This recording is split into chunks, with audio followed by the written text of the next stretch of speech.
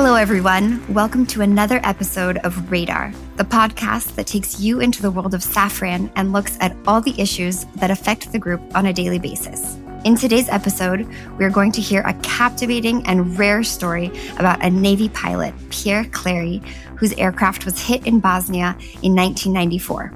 Being a Navy pilot can be stressful. So when you are hit, how do you react when each second feels an hour long? We are going to hear about this with Pierre Clary. He is a former fighter pilot in the French Navy, today an instructor in the Maximieux Pérouge Aero Club near Lyon. So if you're ready, fasten your seatbelts and check your fuel gauge. We're taking off for Bosnia in the 1990s. Hello, Pierre Clary. Hello, Kayla. So thank you for being with us today for this episode of Radar. We will just introduce you briefly to our listeners before looking back at your incredible story. Born in 1955, you enlisted in the French Navy Air Force, Aero Naval, in October 1976. 4 years later, in 1980, you earned your wings and became a pilot on the T-33, a fighter trainer. You were a naval aviator assigned to the Navy Air Base of Landivisiau in the Fleet 11F, then 16F. You rose in the ranks, completing further training. At one point, you were the nighttime aircraft handler, often referred to as the night owl. And you also flew reconnaissance missions. In all, you were a very experienced pilot, and throughout your service years, there is one day that you will never forget, that of April 15th, 1994. At the time, you were in Bosnia-Herzegovina, which was in the midst of a conflict after the rupture of ex-Yugoslavia. A conflict in which France was not directly involved, and yet you were there. Can you tell us, what were your missions in this arena? Indeed, at the end of January that year, given the deteriorating situation in Bosnia, France decided to send a carrier battle group to the Adriatic Sea. A carrier group comprises a large number of escort vessels around an aircraft carrier, such as guided missile frigates, anti-air frigates, a nuclear attack sub, and of course, a supply ship. Several different air squadrons were on board the aircraft carrier. The missions of the carrier air wing were mainly to secure the United Nations Protection Force sent to maintain peace, to assist in the disengagement of land forces, be able to execute airstrikes ordered by the UN as necessary, and lastly, to free hostages held in and around Sarajevo. The carrier air wing commenced operations in January 1993 and flew a large number of missions in the Adriatic. An important detail here that many may not know is that you were unarmed in your aircraft. It was truly just reconnaissance. Yes, indeed, we were not armed. We had decoy system defenses against ground-to-air and air-to-air missiles. So if we can go back to the day, April 15th, 1994, it was the afternoon. You were heading out on one of your reconnaissance missions, so you were assigned to observe. Everything happened as it would normally. You attended a briefing as usual. You climbed into your aircraft. Can you tell us more about how your mission started? Yes, of course. For me, it was my 55th mission over the area. Mainly, it consisted in positioning the two Étendard strike aircraft to optimize target imaging with dual images to be sure of returning viable information. So the mission was assigned 3 targets. Firstly, in the area surrounding Sarajevo, then further to the east, around a small village in Rogatica, and the last in Goražde, where the situation on the ground was more tense. We had to update information like the number of people, troops on the ground, possible artillery. It was the main objective of the mission. We always flew in a group of 3 planes with a super étendard to refuel us after takeoff, so that we had a full tank over the land. Why? Simply because we were fast, and when you go fast, you consume lots of fuel, so we needed topping up. So 3 catapult-assisted takeoffs, then gain altitude to 20,000 feet, or around 6,000 meters for refueling. All of this, of course, controlled by the carrier. Then we arrived over land. And I'd like to point out, all of these flights are conducted in absolute radio silence, except for contact with control. No chat between the leader and wingman. Everything was briefed beforehand. Everything is done by aircraft movement. You know what to do, you know where to go, and the benefit is that we can fly in formation to view targets with no specific signals, just the briefing that enabled us to know the respective positions of the two aircraft. So you were on this recon mission with a wingman, and suddenly your aircraft was hit. Who fired? What was it? You'll get to that in a minute, but you didn't realize straight away what was going on. However, your wingman knew that something had happened. He explained it to you. Can you recall the specific moment? Yes, of course I can. We were over Gorazde for the last planned target. We were in a reciprocal surveillance formation, so flat formation. The aircrafts are parallel to each other at a distance of about a mile. Each one keeps an eye on the other. There, my wingman, call sign Jim, reported a missile launch indicated by a ring of smoke on the ground. Thanks to his attention, the missile launch was detected. Almost immediately, I felt a moderately violent impact on the aircraft, and I quickly understood that I had been hit. Your first reaction in those cases is to gain altitude and, of course, get away from the hot zone, heading towards a safe corridor. The following seconds are very stressful because you have no idea what state the plane is in. But when I checked all the parameters, I could see that no warning lamps were lit. Hydraulic pressure is essential in an aircraft, and I could see that it was still there. The engine was operating fine, thanks to the Safran designer of the ATA 8C engine. A head nod in recognition to them. I quickly decided not to eject because I didn't feel I needed to. Because theoretically, you could continue to fly without risk? Exactly. All the display indicators enabled me to take the decision to continue. The only difference, which I understood later, was a slight softness in the elevator. So when trying to pitch the aircraft up or down, the controls did not respond in the same manner as usual. I could feel that there was something wrong at the rear. So I climbed again to around 13,000 feet and returned via a safe corridor. What also happened is that my radio was damaged. We have two radios on board. It was the system enabling me to communicate with other aircraft that was damaged. My wingman, and I thank him because sadly little is said about his role while I have been the star of the show, so my wingman put in some huge work during this flight.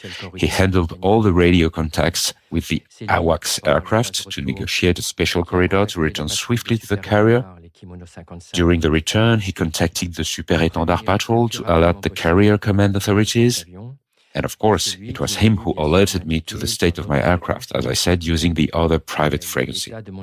So, if I understand correctly, you couldn't communicate with anyone else but him. Yes, that's exactly it. The radio unit and frequency that remained operational meant I could communicate with him and later with the carrier flight director. So he gave me details about the state of my plan without giving me too much cause for concern. We flew the rest of the way at 300 knots, which is a relatively slow speed, and it felt quite long because I couldn't communicate. The rules are that you don't touch the speed controls to keep the engine running as long as possible. So now you continued in this corridor, opened especially so that you could get back to the aircraft carrier, and you arrived there. What happened next? Did you request permission to land? Well, several sequences happened one after the other. The carrier needed more details about the state of my plane before I could land. Over the water, we were already calmer. As we got closer to the vessels of the carrier group, we felt less lonely. And using a succession of maneuvers, the carrier was able to know what the real state my plane was to plan for a landing. So we carried out a certain number of maneuvers. Nothing special to report on the controls. Then I deployed the landing hook. No problem. And then, to prepare for landing, I had to extend the flaps.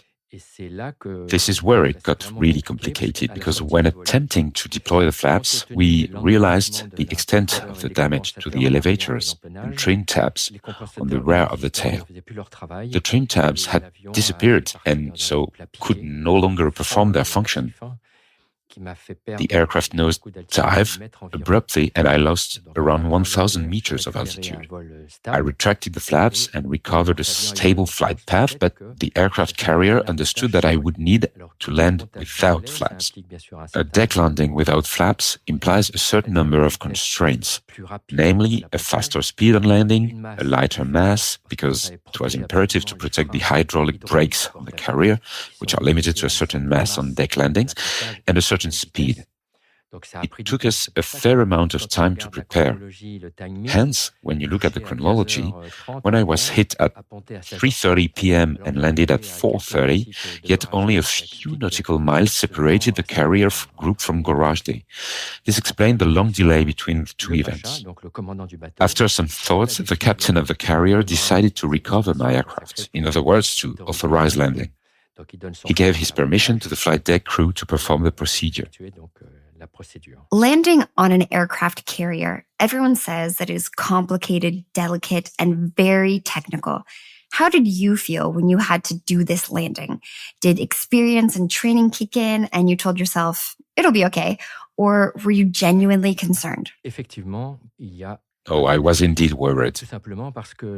Simply because it was like this. The aircraft had no flaps, so its speed was higher. I had no speed indicator. It was ripped off during the impact. My wingman was giving me my speed information. And it was a landing speed that we had never done before. So yes, the situation was really quite complicated. So that's the negative side of things. Now, from the positive aspects, the reasons why the captain accepted my return to the vessel. Firstly, I had known the captain for many years, and I have to say that he trusted me.